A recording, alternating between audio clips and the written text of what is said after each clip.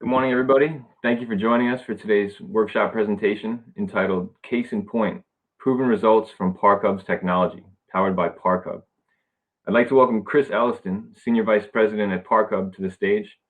Chris, thanks for joining us. Thank you, Keith. Thanks for having us. Very welcome. I'll let you take it from here. Okay, perfect. Well, good morning, good afternoon, everyone. As Keith said, I'm Chris Elliston. I'm Senior Vice President at ParkHub. Thank you all for joining the session. Hopefully the conference is going well for everyone. We're going to talk some parking here for a few minutes and give you some case studies and some ways that some of your peers are using the ParkHub system across the country. So here's our very brief agenda. We're going to give you just a couple seconds on ParkHub, kind of who we are and what we're doing. We're going to talk about how our technology is used in the field to handle on-site payments for parking, as well as being able to scan, authenticate prepaid parking passes. Talk about some of the data behind that, what we're capturing event to event and day to day, both real-time and historical. We're going to look at a few case studies with some of your peers and what they're doing, how they've used it, and the results they've seen. And then we'll do some Q&A at the end. So first, some quick background. So ParkHub was launched effectively around 2015. Currently, we reach about 2.5 million parking spots across the country. We've processed almost $750 million in parking revenue. That equates to about 38 million vehicles that we've helped our customers to park.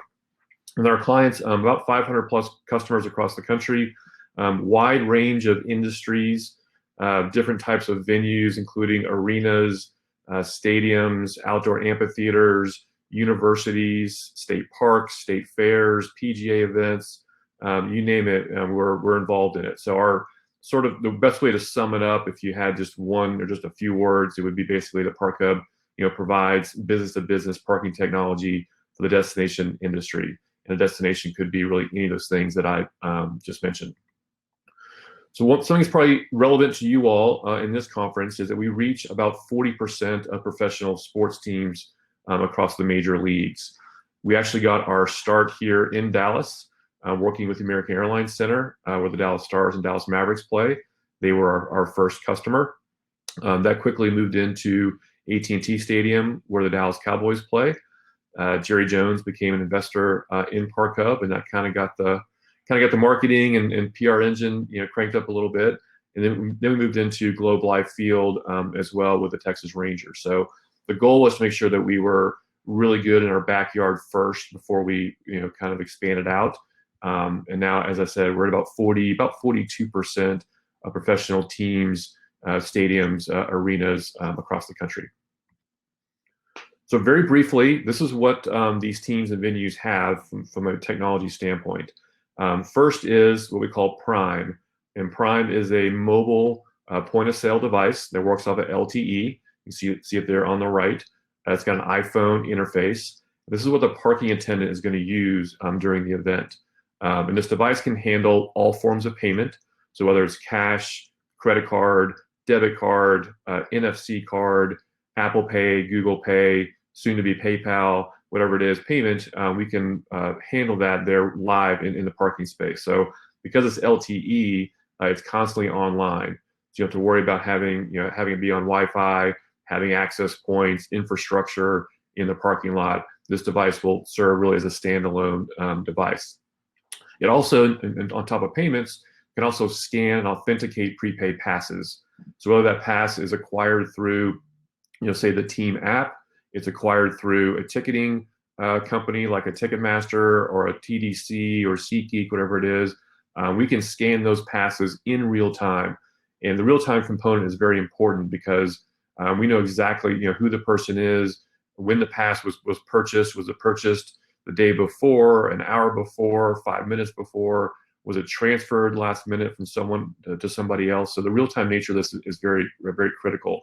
So when that pass is presented, whether it's presented on a piece of paper, which is starting to be phased out, more so on a phone, QR code, barcode, we can scan that pass and know exactly that the pass is good for that particular event, that particular lot, etc. We also are able to protect revenue and generate revenue as well. So we're going to talk here in a second about some of the kind of case studies around that. But just know that the system is very, very quick. So the goal is to make sure that we're keeping traffic flowing at a brisk pace. We don't want to slow things down. The average transaction time for a credit card swipe, for example, is around 3 or 4 seconds, end to end. A pass scan is 2 or 3 seconds. Cash is very quick. So the goal is to make sure that we can do this and do it very, very fast. So we're in some very large stadiums and environments. We've done the last 6 Super Bowls. So when we're parking, tens of thousands of vehicles, in some cases, it has to be very, very quick. It has to work in real time. It's got to be reliable. So that device will work in tandem with what we call Suite. And Suite is the back-end business intelligence tool.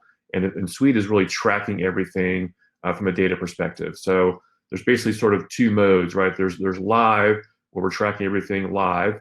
So all the transactions, all the event holistically, tracking all the revenue broken out by cash, broken out by credit revenue, prepaid passes. What's our redemption rate on prepaid passes? You can see exactly how many passes have been redeemed. All that data is tracked live. Your cashier performance, how much cash does a cashier have on him or her at any given point. So really every granular piece of data related to the parking is captured in live.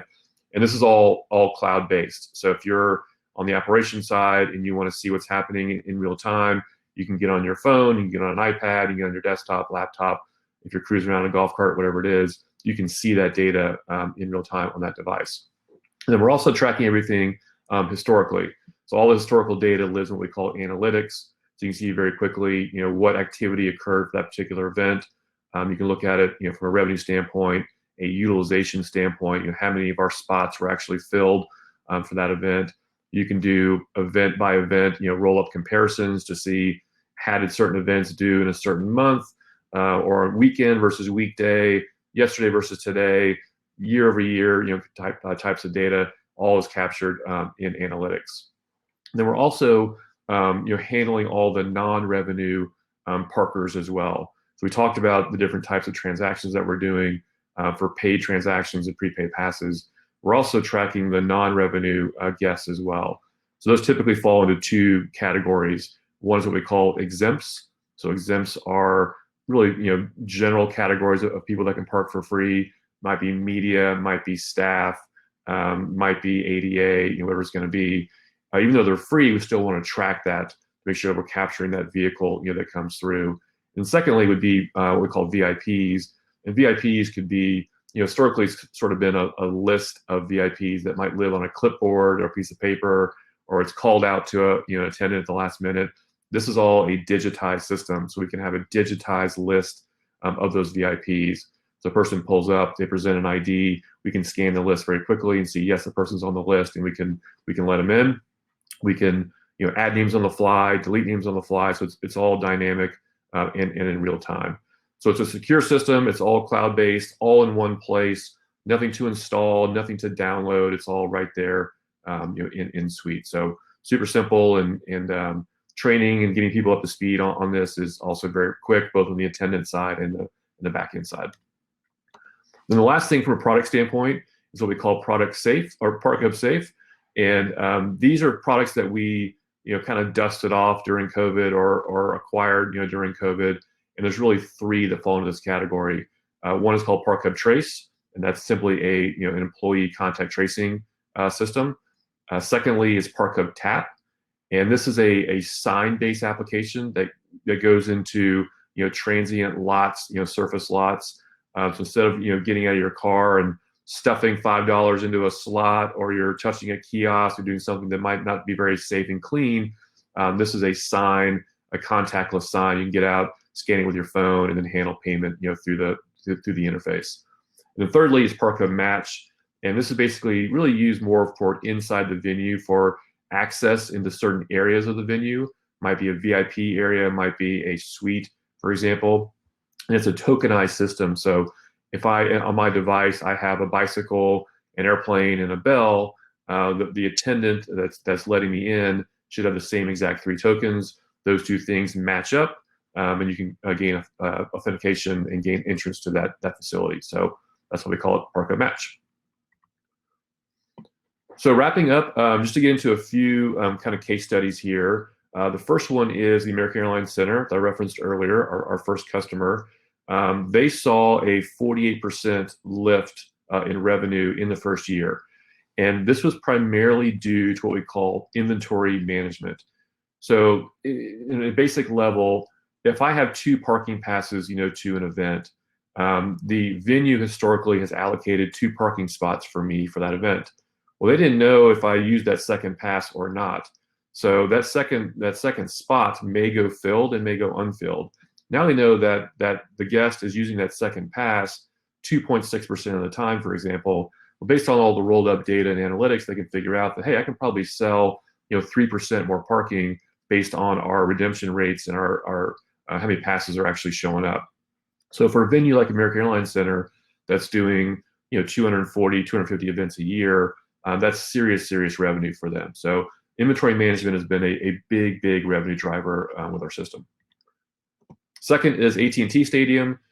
They saw a 700% ROI in the first year, and that was a lot to do with accepting all forms of payment. So it's not just about taking cash. They were having to turn guests away because they didn't have the ability to take other forms of payment. So people were parking in different lots in some cases. So opening up the different forms of payment, credit card, et cetera, really opened up the revenue stream as well. So they saw a huge return on investment, which we were obviously very thrilled with. Texas Rangers, very similar. They too could not take credit cards in the lots. They didn't have a device that could work off of LTE. Everything they had was sort of more tied to Wi-Fi, and Wi-Fi, as most of you can appreciate, is not very good in the parking lot. So having a LTE-based device that could handle those payments certainly equated to increased revenue. And the last two here, one is BB&T Pavilion.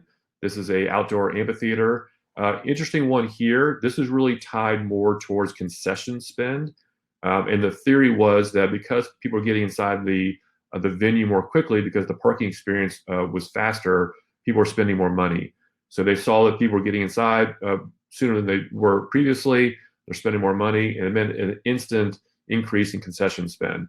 And I'd love to take credit for all that. I'm sure ParkHub would in general. We probably can't take credit for all of it.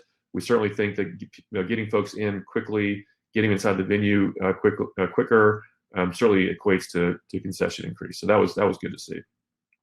And the last one, university case study. This is University of Iowa, and this really equated more towards protection of revenue.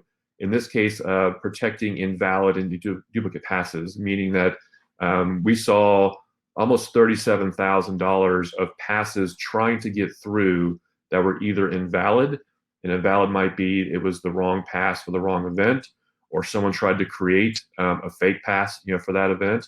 Those are things that we would call invalid, or a duplicate pass. It was a pass that someone tried to photocopy. They texted it, to a friend. They handed a pass back to somebody. Those all fall under the kind of the duplicate pass category. So while we do see, unfortunately, we do see a lot of fraud in the system. Some of the fraud is very minor. Some is much more extensive. But almost every case we do see in that first year in particular some amount of fraud.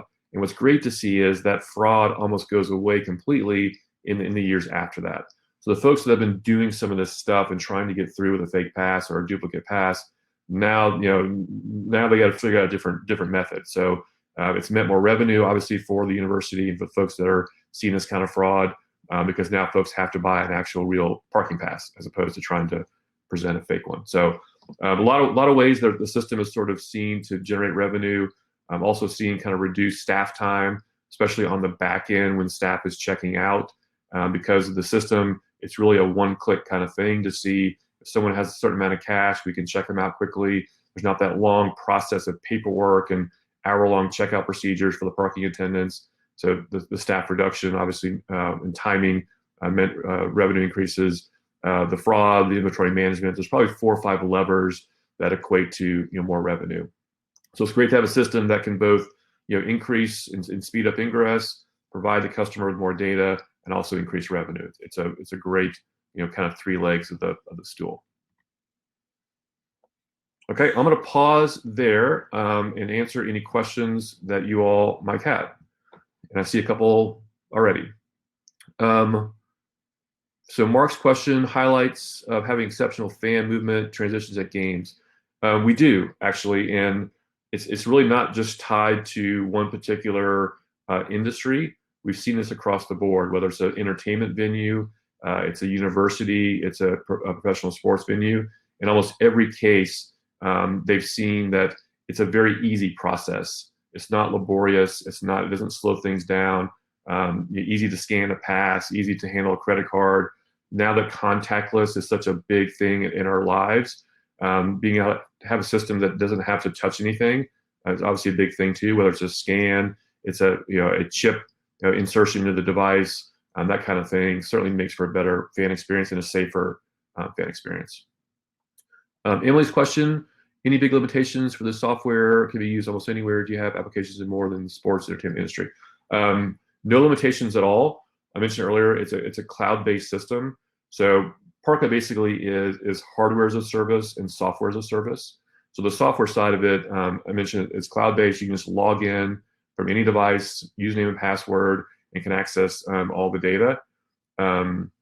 Application-wise, yes, sports entertainment obviously is our biggest market, which is why it fits in really well with Sport Techie. But we're also in other markets like state parks, state fairs. We're now in ski resorts, other entertainment venues. Folks that are using our mobile point of sale device to sell other things besides parking. So they can sell things like programs or clear bags, or Live Nation uses it to sell lawn chair rentals and lawn chair seating, and cowboy hats and glow sticks and some of those types of things. So ultimately the device is a mobile point of sale device. Obviously it's been used mainly for parking, but it's got many applications beyond parking if you want to use it for those applications. So absolutely, and we continue to find new markets every single day, things we don't even think about that need a mobile point of sale device that's in a situation where it's not tethered to a Wi-Fi system or some other infrastructure. So every day it's something new, I feel like. Kate asks about integrations, how they work, how it improves the experience. Absolutely. So integration-wise, the key integrations are integrations with the ticketing companies for one, but also the reservation systems. So ticketing companies might be Ticketmaster, SeatGeek, Tickets.com, StubHub, some of those. Those are real-time integrations. So if someone were to buy a pass, last minute, we can scan, authenticate that pass. Same goes for the reservation systems that you might have seen before, like a Spot Hero, a Park Mobile, Arrive. Those are also third-party systems that we integrate with as well. So same principle there. If someone were to buy a pass through one of those mechanisms, we can scan and authenticate it like we would a Ticketmaster or Tickets.com type pass. So all the integrations that we have, they're all real-time, which is very critical in our industry. So we try to be as open as possible. We talk all the time about sort of open systems versus closed systems. We're a very open system, very API driven, and our goal is to try to integrate with as many things as possible to make it as easy on the fan as possible. So I always say that collaboration equals innovation. If we can do as much collaboration as possible, that just leads to more applications and more ways to use the system. So integrations are a huge part of what we do. Okay, I think I'm out of time in general. I think I've got maybe one more minute. If there's any other questions, if not, we can break here. I want to thank everyone for joining. I want to thank Sport Techie and the team for having us. I hope everyone has a fantastic rest of your conference. If you need to reach me at all, emails on the screen. Feel free to send me an email. Happy to get back to you. Thanks so much, and we'll talk soon.